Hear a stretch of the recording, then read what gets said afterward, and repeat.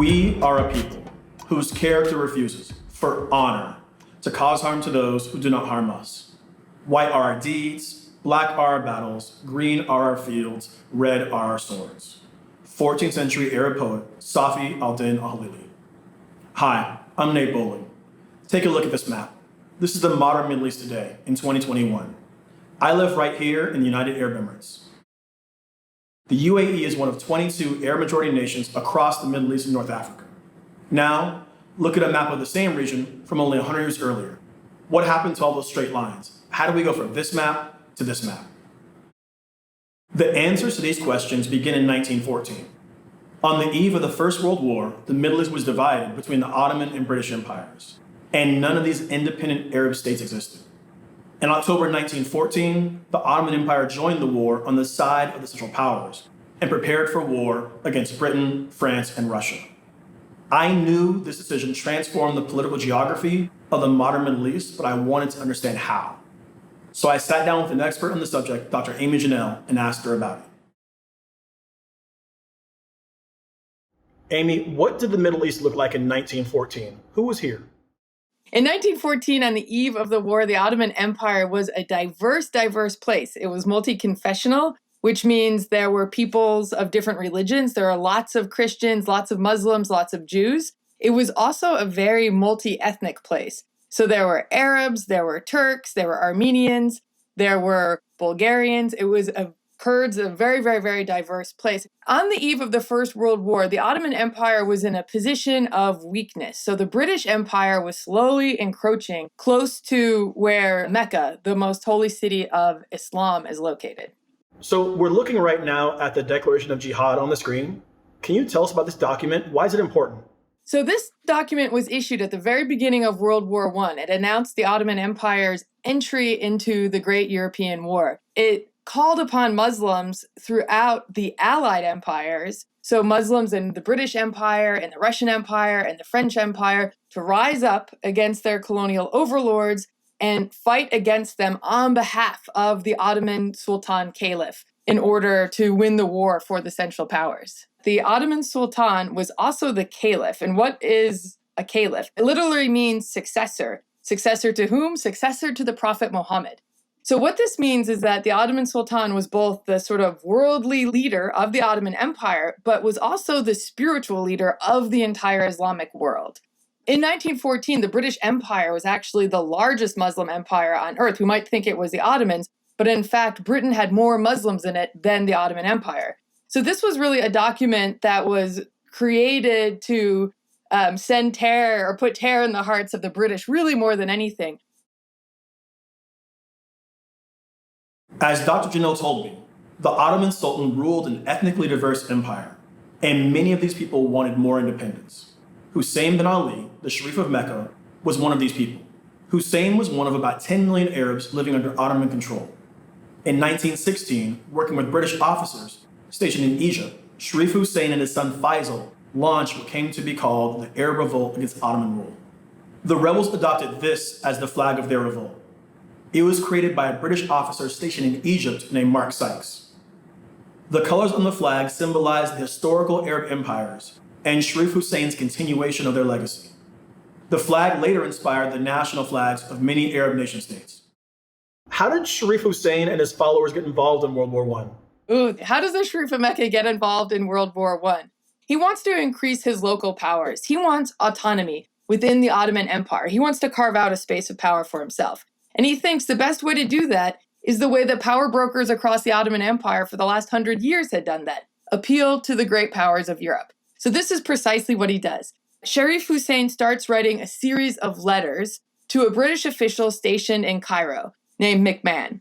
And he says, hey, I'm interested in maybe working out a deal with you guys. What do you say if you recognize me as maybe like an independent Arab chief? What if we help you with this little war against the Ottomans? And initially, the British were kind of like, haha, this is exciting. We can have a tool to use against the Ottomans. The British promised that they would recognize an independent Arab kingdom. But what did this kingdom look like? It was basically the entirety of the Arabian Peninsula going up to the border of Turkey today. So it included everything in today's modern Middle East, including Abu Dhabi, Saudi Arabia, even the Levant. So it also included Syria, Lebanon, Palestine, and even parts of Iraq. So this was a large vision of a unified, independent Arab state. Looking at the Middle East today, there are 7 different countries alone on the Arabian Peninsula, and there's 22 majority Arab countries in the Middle East and North Africa. So it's obvious that the promises that McMahon made to Hussein weren't fulfilled. What happened? A few different things happened. On one hand, the British signed a treaty around 1915 with another power broker in the Arabian Peninsula who might be familiar to you, known as Ibn Saud, who would go on to establish modern Saudi Arabia. So Ibn Saud signed an actual treaty. Treaties in the kind of British legal imagination were far more powerful than agreements. So he signs a treaty, he gets gold and guns also to fight against the Ottomans. But instead of fighting against the Ottomans, he turns his attention at the end of World War I against Sharif Hussein. So most importantly, though, Sharif Hussein and his sons were sold out by the British. So Amy, I'm looking at this strange map here. There's some lines, some letters, some colors. What's going on here? Yeah, so this is the infamous Sykes-Picot map. A lot of people, a lot of historians, also a lot of people imagine that this is the map that made the modern Middle East. Although if we look closely at it, it doesn't exactly correspond to the modern Middle East, does it? When people say that Sykes-Picot created the modern Middle East, the state system in the Middle East, what they mean is that Britain, France, and Russia got together in secret in the middle of World War I and hatched a plan to divide the Middle East, the Ottoman lands, the Arab provinces between themselves. Okay, so what is the map itself? It's very confusing, isn't it? So we have like some blue territory, pink territory, yellow territory, and we have this weird A and B territory. So if we look closely, the blue zone says direct French occupation, and the zone A just below it is French influence. Below that is the B zone is British influence. The pink zone, which those of you who are familiar with the map of the modern Middle East will say, aha, that's Iraq. That looks a lot like Basra, a really important port. And that was under, according to this map, direct British control. And then we have this little yellow spot over to the left. And what is that? That is Jerusalem. So Jerusalem is too hot to handle. And you'll see that it is supposed to be under British and French condominium, which we should interpret as no one can decide what to do. When the British say independence, and we think about what that word means today, the two ideas do not match up. So one of the biggest imperialists in the British Foreign Office, a guy named Milner, used to say in various ways, he would say, we've always meant for Arabs to be independent. And of course, by independent, we mean under British control without any agreements between other powers. So in other words, Britain's idea of independence was, we'll have this state where, sure, there's a king, sure, they're on paper independent, but in reality, we'll control things. I keep looking at these two maps. The one on the left is what the British promised Sharif Hussein. On the right is the Sykes-Picot Agreement, in which the British and the French divided the region between themselves. In 1917, the British government also issued a public statement known as the Balfour Declaration, in which they offered support for a national home for the Jewish people in Palestine. The British had, in effect, promised control of the same land to 3 different groups. One of the great ironies of history is that the same man who helped design the flag of the Arab Revolt, Mark Sykes, also co-authored the agreement with France that betrayed Britain's Arab allies. After the war ended, the victorious powers gathered at the Paris Peace Conference in 1919 to determine the shape of the world to come. Sharif Hussein's son Faisal traveled to Paris, seeking to cash in on the promises made to his father by the British. However, the new realities were a far cry from what had been promised in wartime, nor could his father defend his claim. Hussein was defeated by Ibn Saud, who incorporated Mecca into what would become Saudi Arabia. So, who are the losers and the winners in the region after World War I? There's only 3 truly independent states in the Middle East after World War I.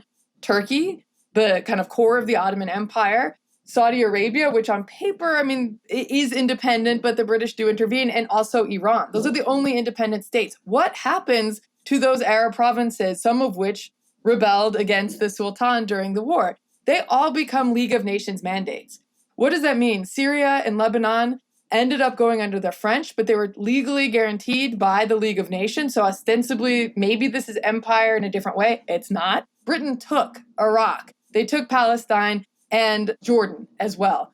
So those two powers were in control in the Middle East until really World War II and a bit thereafter, and exercised influence beyond that point. What identities were important to people in the Middle East after 1919?